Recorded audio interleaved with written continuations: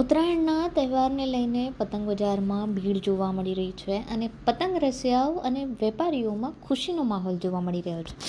વિવિધ પતંગની વેરાયટીની સાથે એક ખાસ પ્રકારની ફિરકી પણ જોવા મળી રહી છે, જેનો ઉપયોગ કરવાથી દોરી લપેટવાની ઝંઝટમાંથી મુક્તિ મળી શકે એમ છે. સામાન્ય રીતે દર વર્ષે પતંગ બજારમાં ડિઝાઇનર પતંગની સાથે સાથે વિવિધ તાર અને બનાવટને લઈને કંઈક યુનિકનેસ હોય તેવી ફિરકી પણ જોવા મળતી જ હોય છે. ત્યારે આ વર્ષે ખાસ કરીને ઓટોમેટિક ફિરકી લોકોનું ધ્યાન ખેંચી રહી હોય તેવું લાગી રહ્યું છે. અને સૌથી અગત્યની બાબત તો એ છે કે આ ઓટોમેટિક ફિરકીમાં આ વર્ષે દોરી સુરતી માંજાની જોવા મળી રહી છે, જેથી પતંગ રસિકો માટે તો સોને પર સુહાગા જેવો ઘાટ થયો છે. ઉત્તરાયણના તહેવારમાં પતંગ રસિકો જે હોશે પતંગ ચગાવતા હોય છે, તેમના એ જ હોશ દોરી લપેટવાના સમયે કંટાળામાં બદલાઈ જતા હોય છે.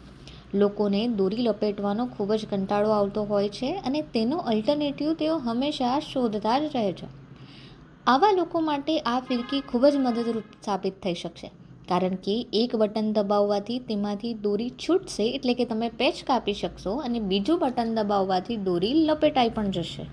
એટલે કે ખૂબ જ ઓછી મહેનતે અને સરળતાથી તમે પતંગ ચગાવવાની મજા લઈ શકશો અને સાથે પેચ પણ લડાવી શકશો. મારું નામ જયેશ ચક્કર છે. અમે લોકો મુંબઈથી મહારાષ્ટ્ર પોપોલીથી અમે લોકો આવ્યા છીએ. સ્પેશિયલ અહીંયા સુરતી માંજો લેવા માટે અમે લોકો અહીંયા આવ્યા છે. અહીંયા તો ઘણી બધી વેરાયટી છે, ફિરકીમાં દેખાઈ આવે છે. ઘણી બધી વેરાયટી છે. એમાં સ્પેશિયલ એક વેરાયટી છે, એક ઓટો ફિરકી કરીને છે, ઓટો સ્વિચ ફિરકી છે. એનાથી લપેટવા માટે બહુ ઈઝી પડે છે.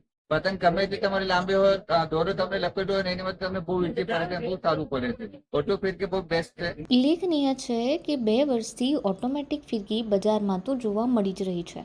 એટલે કે વર્ષ 2023થી જ ઓટોમેટિક ફિરકીનું ચલણ તો સમગ્ર ગુજરાત રાજ્યમાં જોવા મળ્યું છે, પરંતુ તેમાં દોરી સુરતી માંજાની ન હતી.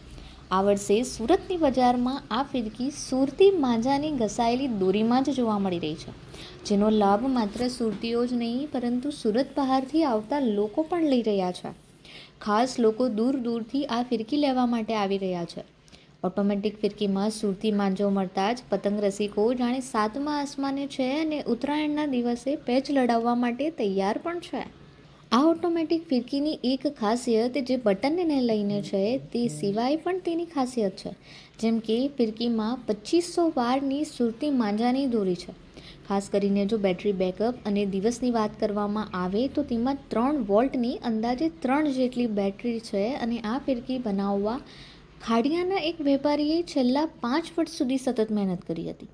એકવાર બેટરીને ચાર્જ કર્યા પછી તે અંદાજે 2 થી 3 દિવસ સુધી કાર્યરત રહે છે.